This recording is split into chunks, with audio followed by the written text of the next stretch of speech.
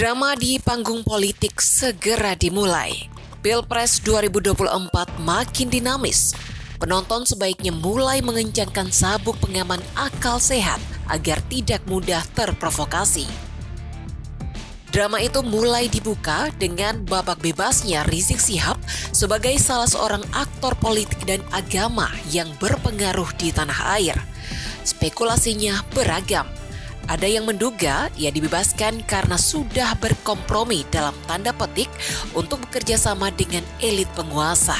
Ada juga yang menenggarai dugaan campur tangan Amerika Serikat dalam bebasnya HRS dari balik jeruji.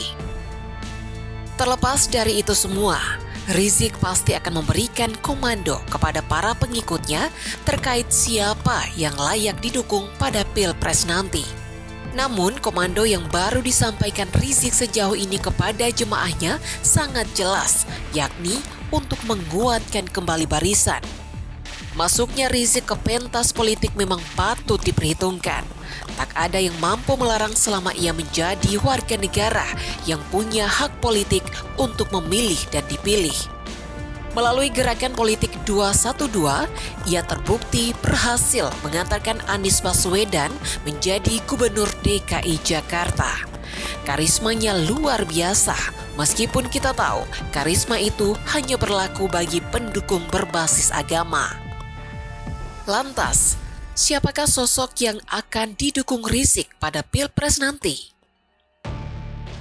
Hingga saat ini, kebanyakan orang menduga sang imam besar mustahil mendukung pilihan Jokowi dan elit penguasa. Ia sudah merasa terzolimi sebagaimana narasi yang selalu dimainkannya selama proses hukum berlangsung. Maka, HRS kemungkinan besar akan mendukung Anies Baswedan jika mencalonkan diri sebagai presiden.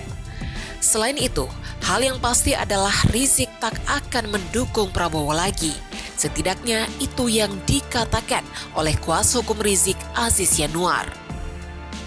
Dia mengatakan dukungan Rizik pada Prabowo kembali dari nol jika Prabowo memutuskan kembali maju di Pilpres 2024. Alasannya adalah manuver Prabowo yang bergabung dengan pemerintahan Presiden Jokowi sebagai Menteri Pertahanan. Anies yang didukung HRS pun menjadi aktor politik yang layak diperhitungkan kubu Jokowi. Elektabilitasnya bertengger di posisi atas bersama Ganjar Pranowo dan juga Prabowo Subianto. Sementara di kubu Jokowi, Ganjar adalah sosok yang berpeluang melawan Anies.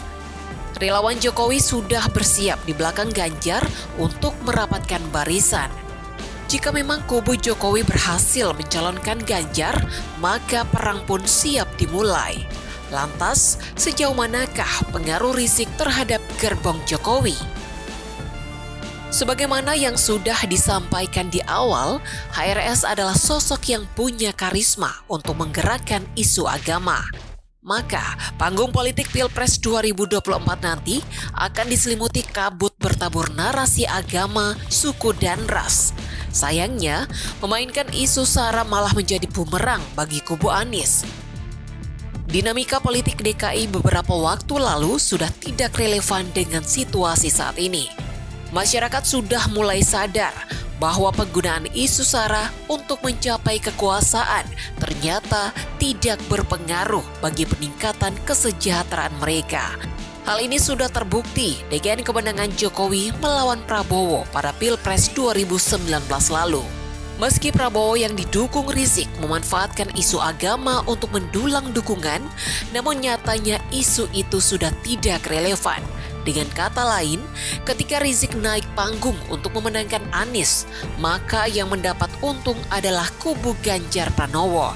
Bisa jadi, itulah alasan mengapa Rizik dibebaskan menjelang Pilpres. Dia mendukung Anies untuk memenangkan Ganjar. Apakah teman-teman punya pendapat lain? Silakan beropini di kolom komentar.